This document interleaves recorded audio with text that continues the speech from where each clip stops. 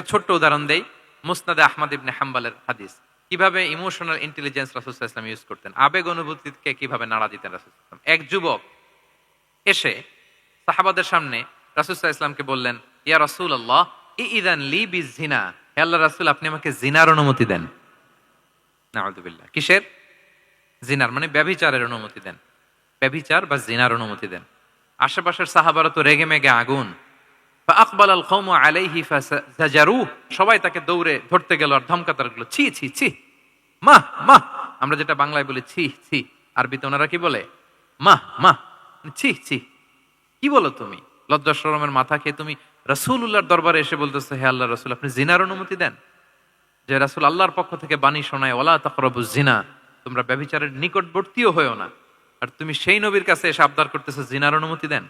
তারা যখন তেরে আসলো এই যুবকের দিকে, রাসূল সাল্লাল্লাহু আলাইহি ওয়াসাল্লাম তাদেরকে থামালেন, বললেন যে তোমরা থামো, যুবককে ডেকে আনো আমার কাছে। যুবককে নিয়ে আসা হলো। রাসূল সাল্লাল্লাহু আলাইহি ওয়াসাল্লাম তাকে পরম আদরে কাছে টেনে নিলেন। এবার তাকে জিজ্ঞেস করলেন, তুমি জিনার অনুমতি চাও না? বলে যে, ইয়া রাসূলুল্লাহ জি, জিনার অনুমতি চাই। তখন রাসূল সাল্লাল্লাহু আলাইহি ওয়াসাল্লাম বললেন, তুমি আমাকে উত্তর দাও তো, তুমি বলো তো যে আতুহিব্বুহু লি উম্মিক, তুমি কি পছন্দ করবে যে কোনো পরপুরুষ তোমার মায়ের সাথে এই জিনাটা করুক? তোমার এটা ভাল লাগবে? সে বলে, লা ইয়া রাসূলুল্লাহ, না, কখনো না। আমার মায়ের সাথে কেউ এই পাপাচারে লিপ্ত হবে, এটা কোনো মানুষ মেনে নিবে না। আমি কেন, কেউ মেনে নিবে না।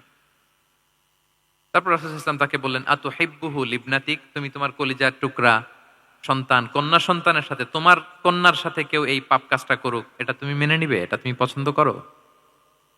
সে বলল, লা ইয়া রাসূলুল্লাহ, হে আল্লাহর রাসূল কশ্চিন কালেও না, কখনো মানবো না। আমার মেয়ের সাথে কেউ এই কাজ করবে আমি কখনো মানবো না। রাসূল সাল্লাল্লাহু আলাইহি ওয়াসাল্লাম আবার তাকে প্রশ্নবাণে জর্জরিত করতে লাগলেন। আবার বললেন, আতুহিব্বুহু লি উখতিক, তুমি কি তোমার প্রিয় বোনের সাথে কেউ এটা করুক, এই পাপাচারে লিপ্ত হোক, জিনা করুক, পছন্দ করবে? তোমার বোনকে কেউ এরকম করবে, অপমান করবে, এটা চাইবে তুমি? বলে, কখনো না। লা ইয়া রাসূলুল্লাহ, কখনো না, কেউই তো পছন্দ করবে না এটা। তখন রাসূল সাল্লাল্লাহু আলাইহি ওয়াসাল্লাম বললেন, তুমি যার সাথে জিনার অনুমতি চাইছো সে তো কারো না কারো মা, কারো না কারো মেয়ে, কারো না কারো বোন। তুমি এভাবে কেন ভাবতে পারো না? সুবহানাল্লাহি বিহামদি। এই কথা বলার পরে তো সে একেবারে ইমোশনালি এমন ড্যামেজ হয়েছে, লজ্জায় কাচুমাচু হয়ে মাথা নিচু করে দাঁড়ায়।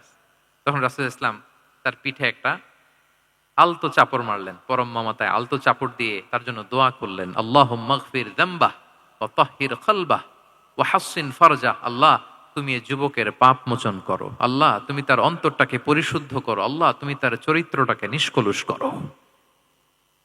এই হাদিসের রাবি উনি বলতেছেন, ফালাম ইয়াকুন বা'দা যালিকাল ফাতা ইয়ালতাফিতু ইলা শাই, ওই দিনের পর থেকে এই যুবক কখনো কোনো পরনারীর দিকে রাস্তায় তাকায় নাই। এই ইমোশনালি যখন তাকে দুর্বল করা হলো, তাকে যখন এইভাবে রাসূল সাল্লাল্লাহু আলাইহি ওয়াসাল্লাম প্রেজেন্টেশন করলেন, হাদিসের বর্ণনাকারী বলেন, এরপরে আমরা কোনোদিন তাকে পরনারীর দিকে তাকাতে দেখি নাই। তার হৃদয়টা